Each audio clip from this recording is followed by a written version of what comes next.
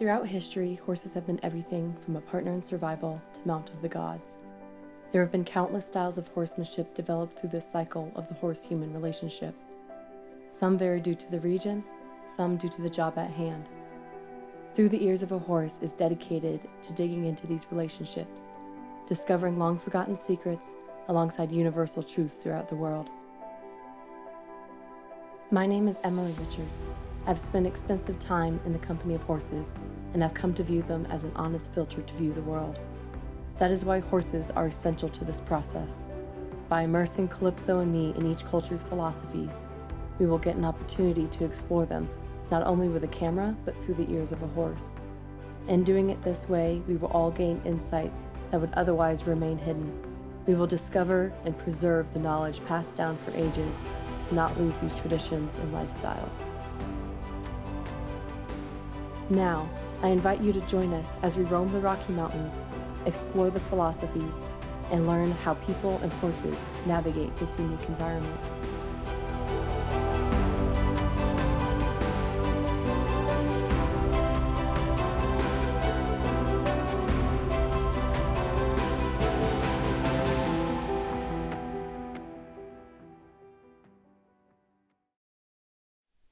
The Rocky Mountains cover a large expanse of North America. Knowing that people still use horses to help navigate this rugged terrain, I was intrigued to learn their methods for success. With such a large area, there's as much variety as there is space to cover. So I did the only thing I could think to do and set out with Calypso to see what we could discover. With much luck and incredible generosity from the communities, we traveled from Colorado to Wyoming and on to Montana, meeting with those who live, work, and embody what it means to be horsemen of the Rockies.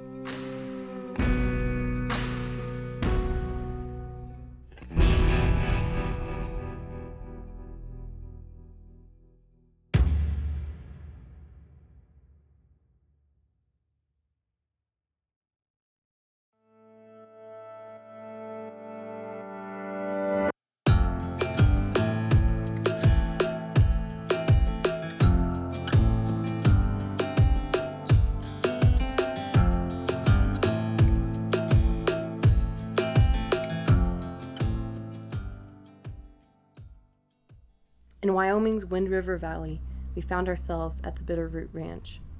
While they do have livestock, they specialize in horseback riding vacations. Bayard and Mel own and run the ranch with the help of their family. Once again, from various backgrounds, Bayard is from America while Mel is from Africa. This visit stood out from the others as they were the only ones who specifically breed and raise their own horses. To find success with the challenges of the mountains, they have selected CMK and Spanish Arabians as their primary lines. Mel showed me around their ranch and explained their philosophies. The Arabians many are familiar with are bred for the track and show and are not the same style of horses that are a good fit for the mountains. Spanish Arabians were initially bred by the Spanish military and over time developed good temperaments and athleticism. Mel specifically picks bloodlines for a solid mind, endurance, and shorter cannon bones, focusing on quality, consistency, and longevity to handle the mountain work. What struck Mel most about the Spanish Arabians is their athleticism and kind disposition. After some trial with other breeds, she found them to possess the traits that she valued most, and their versatility allows them to do all sorts of work. They still have a mixture of horses in their herd, as they need some larger horses to accommodate all guests. At Bitterroot, they emphasize a slow and steady approach to developing their stock, thoroughly preparing them physically and mentally before bringing them into work. Their horses have great longevity, with many in their late 20s still healthy, sound, and participating in guest rides.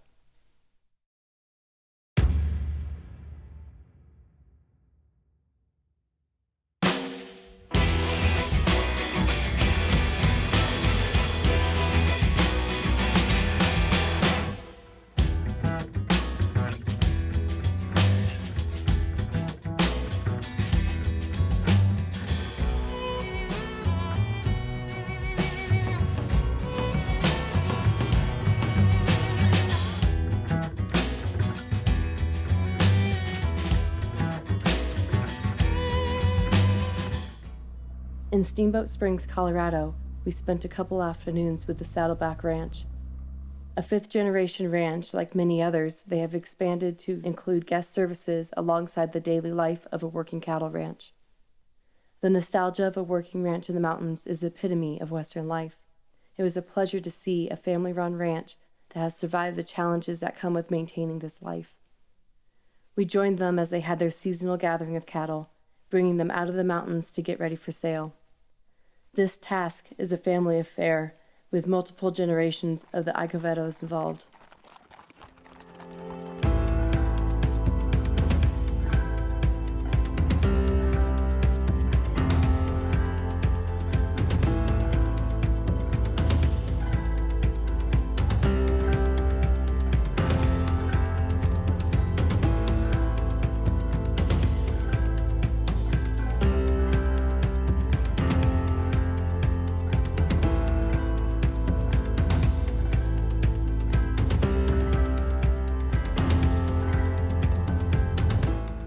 This work varies a bit from the outfitters. These horses must be bold enough to follow the cattle through whatever terrain they choose, and versatile from the steady work of collecting the cattle to the precise movements needed while sorting. One of the reasons they still use horses to collect the cattle is due to the rugged terrain. There are scattered ravines and ridges, and the cattle take advantage of all the places they can find forage. Saddleback Ranch looks for a well-rounded horse, hardy and consistent, but with athleticism and cow sense. So all of our horses we just kind of buy from either local trainers. I do know that a couple years ago we bought like 15 horses from Missouri from a horse trader down there. Okay. And he, it's usually that's where we get all of our like guest horses for like the cattle drives, horseback rides, and all of that. Okay. Every once in a while we'll get a horse in that we know is going to be a little bit too much for our guests to ride, just because he's spirited, let's say. And that's when we take them in and use them as our wrangler horses. Okay. So we will work on them, and then our goal is to try to get them to be a guest horse by the end of the summer or a couple years in, depending on age. Or, I mean, sometimes we get those that are just always high-headed and wide-eyed and want to run off and like do something. Yeah. And so we will constantly use those horses just for wrangler horses, and then eventually they'll turn into personal horses that our employees will buy, or even the family of the ranch will own, just to keep as their own.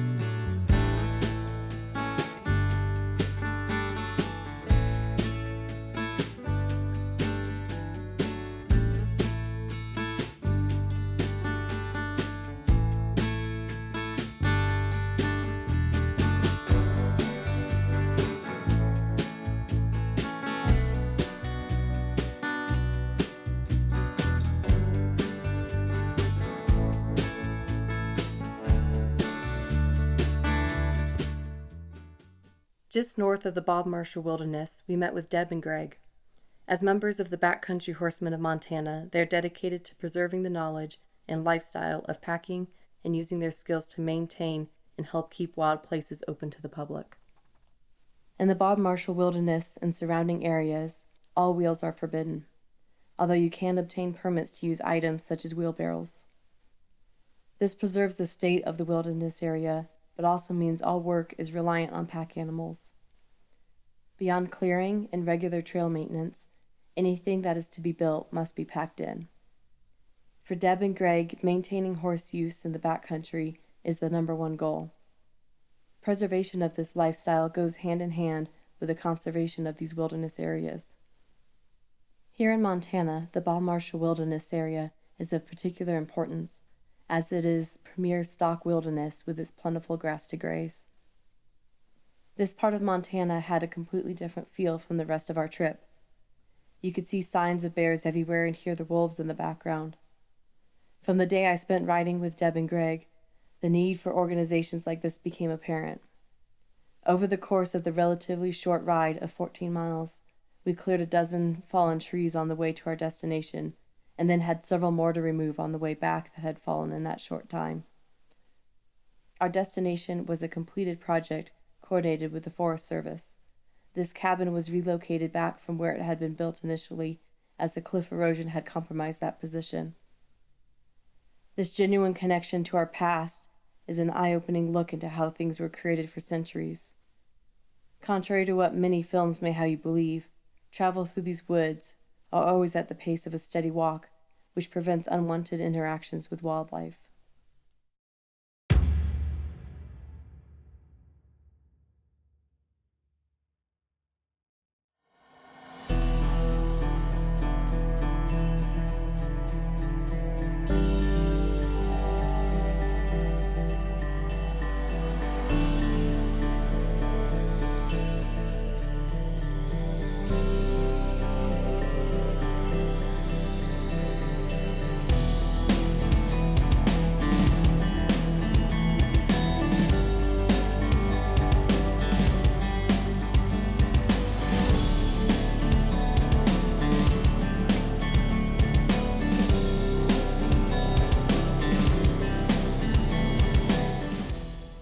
In Montana, we met with the Montana Draft Horse Association.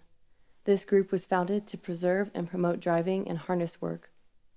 At Melody and Jim's property, we were joined by 7 others to help log the property for fire mitigation using draft horses. Many dynamics went into logging, from navigating the demanding terrain and the chaos of the chainsaws and falling trees to working around the other teams. Although this gathering of members met for logging, these horses had other specialties. Many of them typically participate in haying operations, wagon rides, and historical wagon trains, as well as competing in shows. We got to experience how the horses quickly adapted, using their gentle strength to efficiently work the land. They held their ground on the loose, steep footing, and in coordinated motion would then bring the logs into the clearing. The members of the Montana Draft Horse Association came from varied backgrounds, used various breeds of draft horses, and had slight differences in technique. With this insight, you could see which teams excelled in different scenarios. Each style had its strengths. For all the differences, there was the common thread of steady patience of the horses as they worked the land. There was something very grounding about watching the rhythmic work of horse and human partnership. The dichotomy of patiently waiting and then powerfully dragging the logs down the slope, the balance of mustering enough drive to complete the task, but not too much enthusiasm to lose their footing. The whole group would gather for meal times to swap stories and tales from life with horses. This was a great learning opportunity, comparing similar situations and contributing what has worked and what failures were stumbled upon.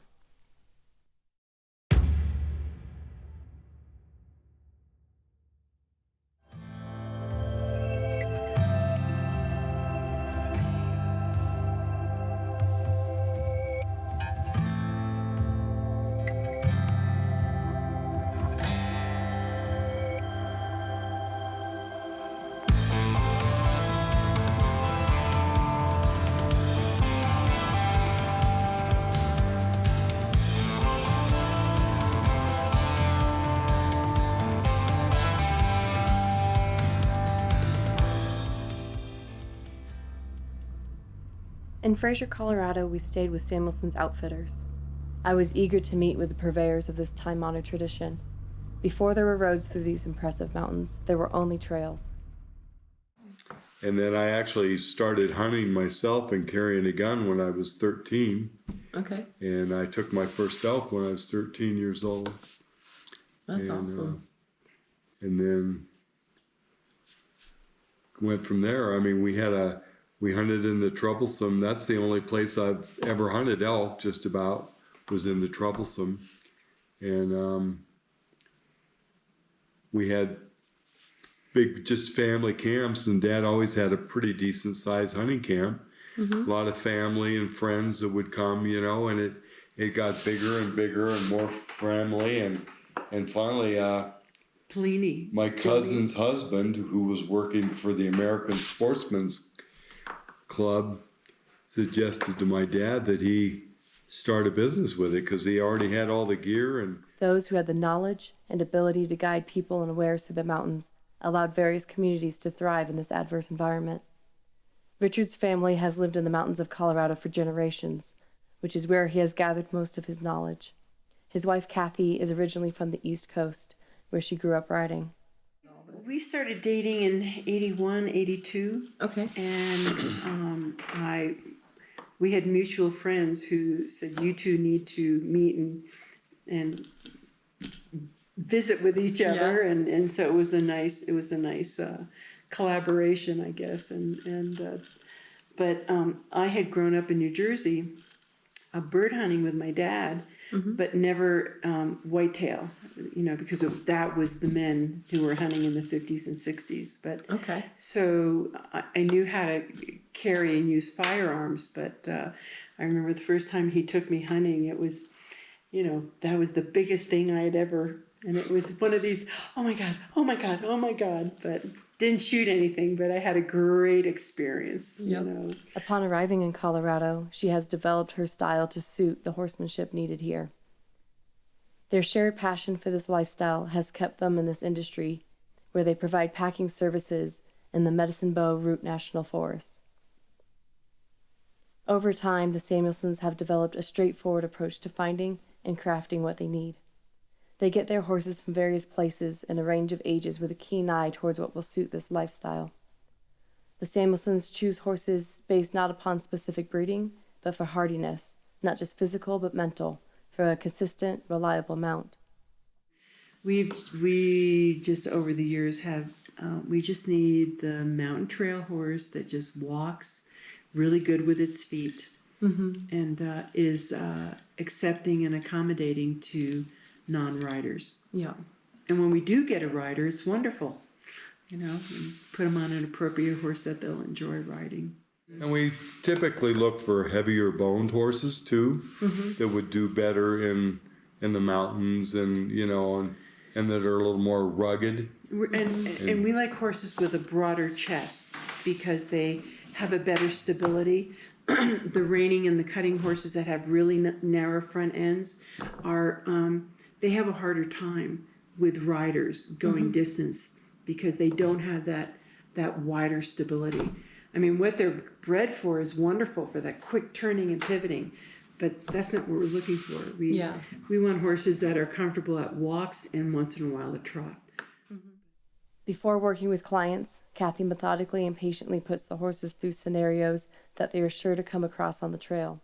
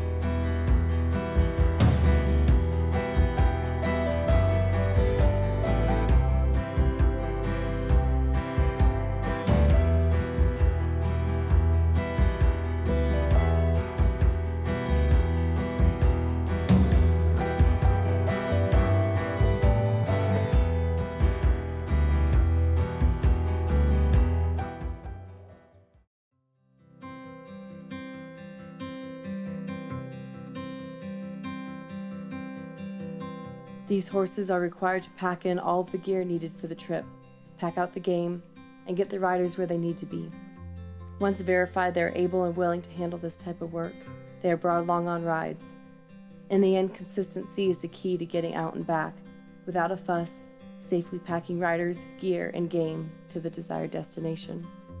I try to encourage riders to be respectful of their horse, and they'll be a happier horse and be happier to carry you.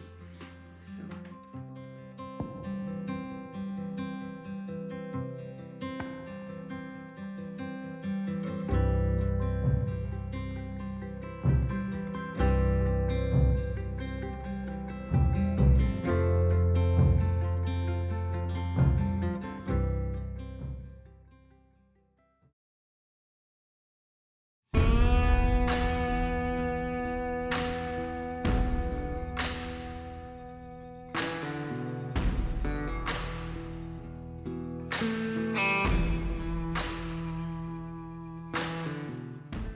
The horse cultures of the Rocky Mountains can be summed up in two ways. First, I would say it is a genuinely American creation. As with many things Americana, the individuals and horsemen are of diverse origins. These various philosophies and experiences are then shaped and formed by the environment, creating a unique culture. The horses mostly eat native forage, with few instances where they would supplement with grain. When not in work, the horses enjoy a lifestyle not far off from their feral relatives. Large pastures with natural water sources help these horses thrive, and they quickly adapt to the rhythm of work and recovery. A guaranteed break for the horses come in the winter months, when they are pastured in lower elevations. The retired horses typically remain at the lower elevations year-round. Once the temperatures warm again, the stock is transported back into the mountains, and then worked through the warm season. Most horses of this region require some sort of shoeing for the working horses. The unforgiving rock footing of the mountains can take a toll, particularly for the types of mileage these horses do. When choosing horses for the mountains, great value was placed first on the temperament of the stock, with the goal of an easygoing, trainable, sensible personality. There were also strong preferences towards sturdiness versus flash, as well as a shorter back and a strong front. It was commented on by several of those I met with that there is a distinct difference in the growth and development of horses raised at high altitude, with them growing shorter than their equivalents at a lower altitude. The higher elevation has no impact on the fully developed horses. When it came to training in the Rocky Mountains, the environment played a significant role. The horses take away much of what they need from living in the environment and gaining experience from following well-seasoned horses. Encounters with wildlife and challenging terrain are simply part of life. Without any deliberate training, the horses get accustomed to the sights and smell of all types of animals. In general, the young horses are allowed plenty of time to grow and develop before specific training begins for riding and packing. When the horses are around 3 to 4 years old, they'll start training under saddle. There's a priority on desensitizing and putting the horses through various scenarios to judge how they handle less than ideal situations. Once the horses have reached a basic understanding, they begin their introduction to their specific jobs. However, even then, they may be 10 years or older before being used for guests and clients. In all these industries, work is a group activity, and a step in their training comes with pairing up young and new stock with experienced and reliable horses. There is some variation in the training of the horses that have been evaluated as not a good fit for guests. If it is simply a matter of maturation, these horses will be used by experienced guides and wranglers until they become patient and reliable. While a solid, uneventful horse is preferred for the guest to ride, there are times when a particular horse stands out from the rest.